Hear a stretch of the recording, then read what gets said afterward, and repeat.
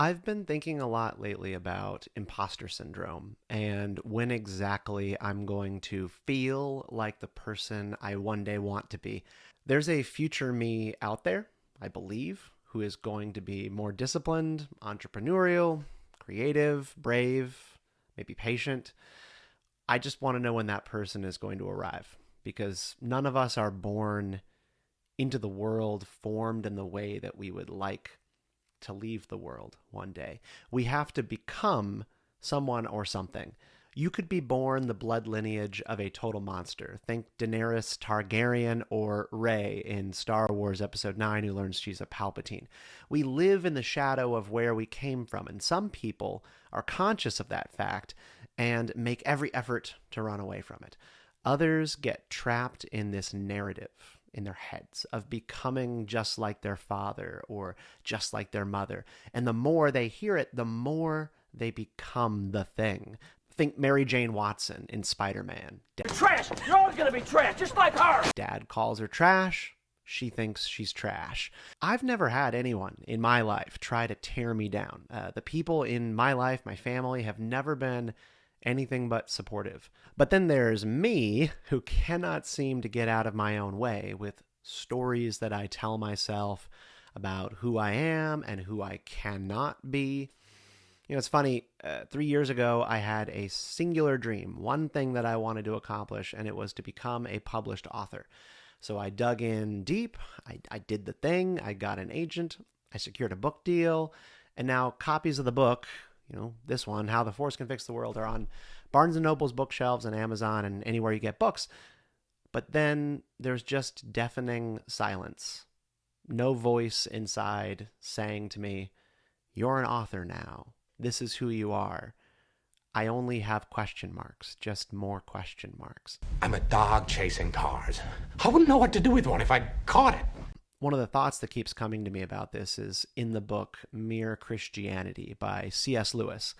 And he laid out a path in that book and his radio lectures about what it's like to become a Christian. I read it last year and it left an impression on me because I'm pretty sure what C.S. Lewis advocated for was fake it to make it when it comes to being a Christ follower.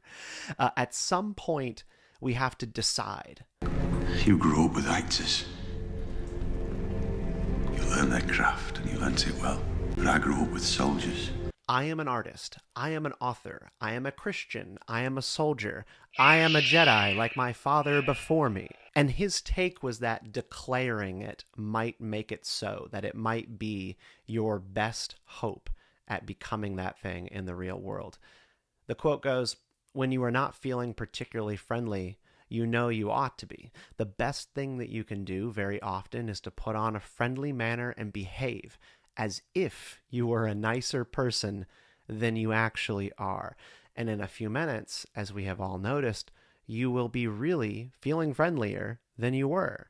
Very often, the only way to get equality in reality is to start behaving as if you had it already. I mean, honestly, it's not any different than what Jordan Peterson says about young men wearing a suit and how people dress up to the nines to attend his lectures whenever he's touring. Why do you think that is? Is it because you set that They're standard? sick of acting like kids. Okay. Our whole culture pushes the idea that teenage life, or even childhood for that matter, but teenage life is some sort of pinnacle, and then everybody dresses down so they look, especially men, they look like overgrown 10-year-olds, and there's something extremely demeaning about that. And so to provide people with the opportunity to dress up in a classic manner and to look like adults, to present themselves in that manner, there's something very attractive about that. There's a magic to playing dress up. If you do it enough, you might actually start to become the thing, for better or for worse, honestly. For a teenage boy, that's being a man, dressing like a man. A reliable man who goes to work, pays bills, is reliable for his wife and kids, and there's a costume for that. It used to be a suit. That doesn't mean that everybody who puts on a suit lives up to what it symbolizes, but that's the point, right? It's the uniform of the adult. C.S. Lewis loved imaginative play and make-believe, and he suggested that to become Christ-like, a believer's best hope was to role-play. Just pretend.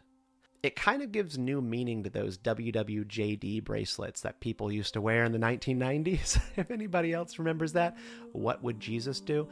It was kind of goofy, but now I'm thinking back on it and going, oh, that is the actual roadmap. We don't know what to do in our lives day to day, so instead of trying to come up with some sort of novel or fresh idea, you just do what Jesus would do.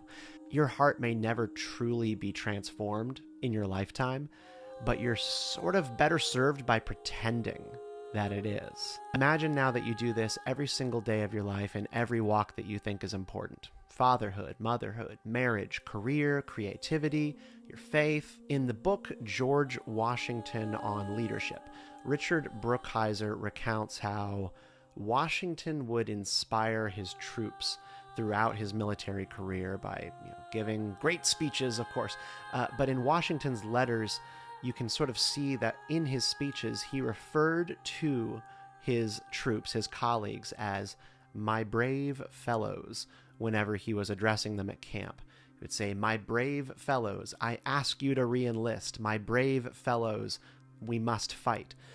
Maybe the troops will go home or run away or not be brave at all. That's always, of course, a choice that individuals could make, that they don't actually rise to the occasion of the thing that they've been told to be. But Washington gets them to be brave by telling them that they are. You wouldn't tell your soldiers that they are all cowards. They might actually just then behave like cowards. So imagine you went through life like the Cowardly Lion in The Wizard of Oz, or Sam from Game of Thrones. I'm a coward. My father always says so. The wall's no place for cowards. Well, you're right, I'm sorry. When he first arrives at the wall for the Night's Watch, both being told that you're a coward by other people and then telling it to yourself every single day.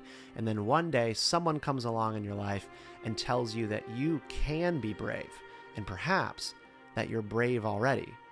Anyone who has raised kids, anyone at all, knows that this matters so much.